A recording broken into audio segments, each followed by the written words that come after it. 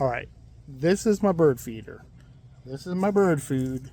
This is my this is my sweeper, and I have to sweep up the bird food, not because the birds are eating the bird food, because they're not. Because the squirrels, and I hear one out there right now. He's like quack quack quack quack. That squirrel is going to come eat my bird food, and then he's going to make a mess, and he's going to drop it on the floor, and I'm going to have to sweep it up with the Homestead. How do I keep the squirrels out of my bird feeder? Let's go figure it out.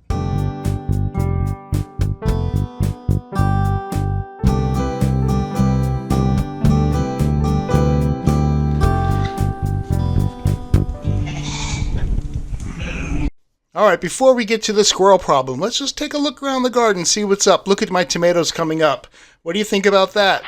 Yes, thank you. Thank you very much. Everyone told me I planted them too early, but I think I planted them just on time because now I'm starting to get some tomatoes. But look at this celery. I'm going to talk about the celery. This is a hard thing to get started. I started it by just cutting off some celery we bought in the grocery store and tried to root it. But to keep it from rotting, same with onions, to keep it from rotting is very, very difficult. But if you can be successful, the celery is so good. So summer's coming, so I've got some eggplant I've started here. So as those other plants come out, like my broccoli comes out, these plants, who I got a little fan on there, they're going to be ready to go out into the garden, just like this little onion is. Now I got 2 onions here that you can see I started from water, and they got some roots on the bottom of them. But I can tell you to this day, only one of them survived. So it's very difficult first to get them to root because they tend to rot, especially if you get water on the top. You got to keep the water really low, get them to root.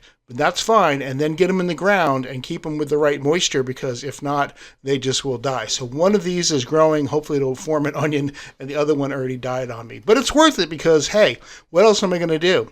I got my eggplants ready to go too, so I'm going to be planting them out here. And like I said, this is my summer crops going in, some eggplants, my peppers. I'm going to put in some cucumbers in a little bit, and just kind of the plants that are going to take over from the spring vegetables, which I had planted, like snap peas, which are just about done. I'm going to be pulling those in a few days, and my broccoli, which I have just one plant left that hasn't. It gets too hot, they start to flower, so I have to pick them out. And probably, to be honest with you, my tomatoes won't be making it too much longer either, because it gets so hot here in the summer that eventually my tomatoes will stop blooming, and they'll stop producing tomatoes. They'll continue to grow. They'll grow like 6 feet tall, but they won't get any tomatoes on them. But I have been able to harvest much of my spring crops right here. The blackberries came in, and I started popping those in there, and I got about 5 jars. So we're going to make some jelly. Maybe next video I'll show you that. We're going to make some blackberry jelly there. I don't even eat jelly, but I'm going to eat it because I've got all these blackberries. So we're going to make some jelly, and it's going to be really good. So picking these guys, and it's like every day I fill a jar. I fill a half jar, I fill a jar. So, and like I said, I got about 4 or 5 jars going already. We did eat 1 jar. Just kind of picking at them and eating them. But the rest we're going to try to make into jelly. The jar thing is cool. This is something I did learn from other YouTubers, which is if you have some vegetables, instead of just putting them in the refrigerator or even wrapping them in plastic or whatever, put them in a mason jar and put them in the refrigerator. My neighbor gave me some strawberries. Now, strawberries last like a week in the refrigerator, maybe, in those store-bought strawberries. I put them in jars. They lasted over 3 weeks. I still had the strawberries in the jar. So this little jar technique, as you can see, I'm doing everything. Peppers, onions, tomatoes, lettuce, everything's going in a jar. My refrigerator is filled with these little jars. But so here's my snap peas. This is the other thing for my spring garden I've been harvesting. And like I said, I'm probably getting to the end of this right now. Again, I probably got about 4 or 5 jars of these. These got, like, every day I go down and I wait for them to feel plump. I feel them. You can see me touching some. I'm picking some, and I'm not picking others. If they feel real plump and fat and bloated, then I pick them. I throw them in the jar. I get, like I said, a half a jar to a jar every day. I got a couple of jars up there, about 4 jars. My wife's going to make some shepherd's pie. I'm going to get some potatoes out and some peas. We'll see how that goes. So one of the problems I had is a lot of the bugs are coming around and they're eating the plants. So I went out and I got some Captain Jack's dead bugs.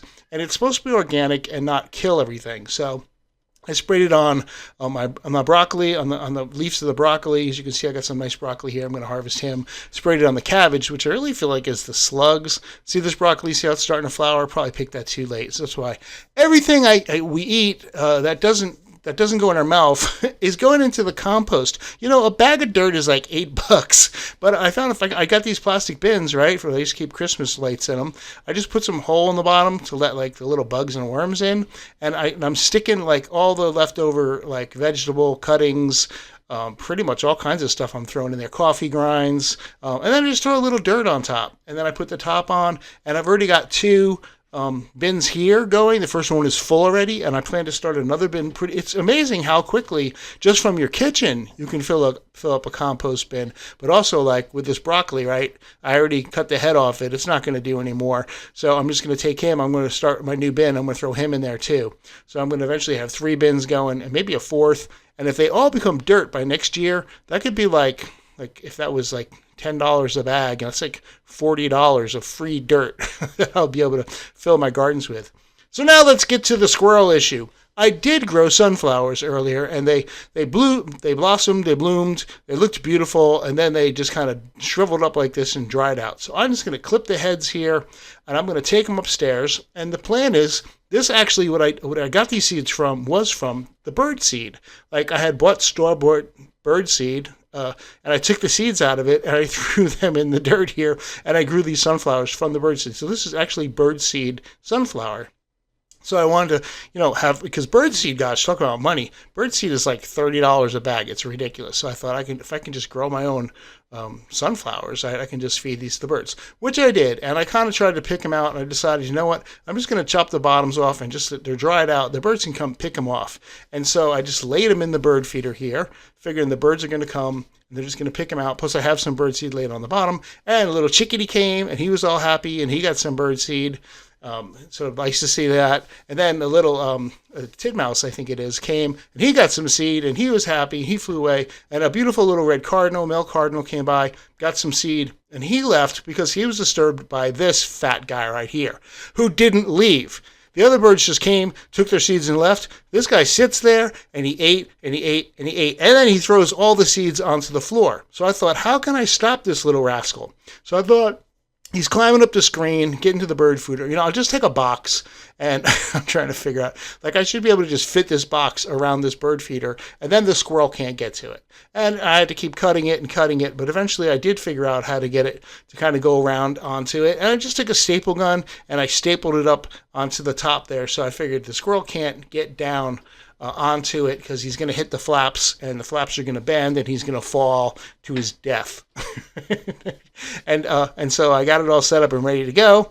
Put the birdseed in there, went back to the camera, checked to see what was going on. Another titmouse came back, and he was happy to eat my birdseed. And his little friend, the titmouse, came by, and he was happy to eat my birdseed too. And then the big fat squirrel came, and he ate my birdseed. And you can see the box on top. So obviously the box did not stop. It made him even feel comfortable, like, hey, I'm in a little sheltered bird food. It's very comfortable here. Maybe I'll just live here. So I read online that mammals, hot pepper is hot to mammals, but not to birds. And so I had some hot peppers that I grew in the garden actually last year. So I thought to myself, I'm going to take these little hot peppers that I have, I'm going to cut them up, I'm going to put them on some aluminum foil, I'm going to stick them in the air fryer at a really low temperature for like 20 minutes. I'm going to dry these guys out, and then I'm just going to mix them in with the bird food. So here we go. Low temperature, turn it on 20 minutes, let it go. And when they came out, they were nice and kind of dry and shriveled up. So I just kind of took them all, and I broke them in my fingers. And I tell you what, I tasted it in my fingers, and this was hot. Now, I like hot, spicy food. It doesn't bother me, but it's supposed to bother the squirrel who ate all the birdseed. So I said, now I'm going to put my spicy hot birdseed in there and see what happens. Because now when the squirrel comes, well, he just sat there and ate. I think he liked it. He was like, this is pretty nice and hot and spicy. So I was like, what do I do? This squirrel will not go away. He's sitting there eating the hot peppers. So I went online again, and I saw Kohl's had a birdseed that was called Blazing Hot Blend. And I thought, well, maybe they can just make a better version of it for like $20. I'm going to buy this birdseed, and I'm going to feed it. Supposedly it doesn't bother the birds, and it bothers the squirrels. And I put it in there, and I waited to see what happened. And that squirrel came back. And I'll tell you what, he took a little sniff, and he looked at his picking up his foot. No, you don't like it, do you, buddy? Get out of here. And it worked amazingly. What the hell?